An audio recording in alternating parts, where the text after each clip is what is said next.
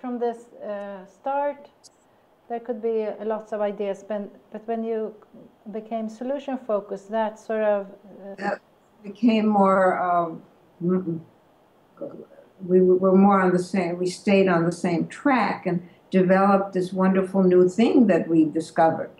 But before that, we were experimenting more, um, developing some standard tasks. You know, the first. Before we found the first session standard task, we were doing a task that was asking clients to bring back a list of what they want to change. Now, see, this is how I remember it. I know that over the so many years, people have all these stories, but I was there in the room, and what happened, according to what I perceived, was that somebody said, let's ask them for a list of what they want to change.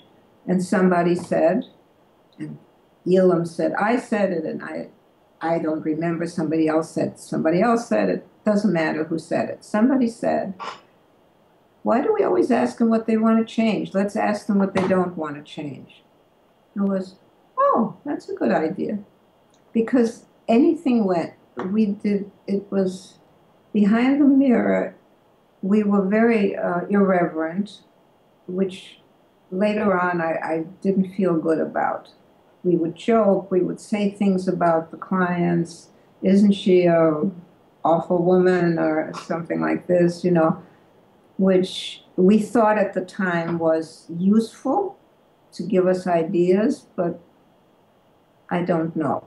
It was just, it was very irreverent. And we would talk and we would eat, and people would do their exercises back there as they listened, and we'd have crazy ideas. People would talk about other things, or they would talk about the case. It was just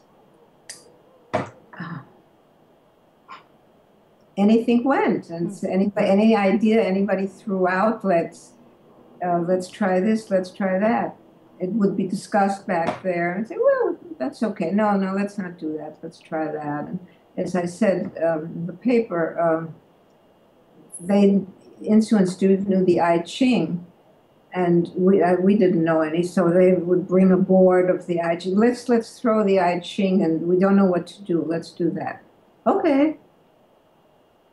So it really could be anything that jogged your mind, they will give you an idea, and so you do it. So I don't think it was unethical, because we weren't unethical with the clients ever. I just feel it was a bit,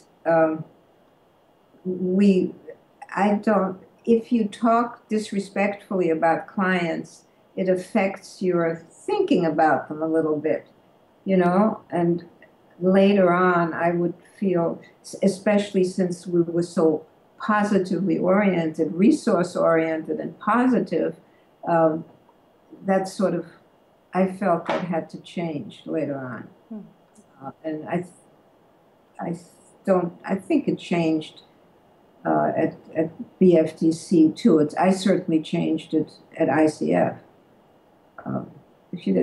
We're not going to call people, we're not going to have names for people and things like that. But in terms of clients, if they came in, we'd get a new client, and they weren't paying clients, insurance clients, and we would say to them, this is how we work. This is a one-way mirror. There will be a team behind that. You won't meet the team. They will watch.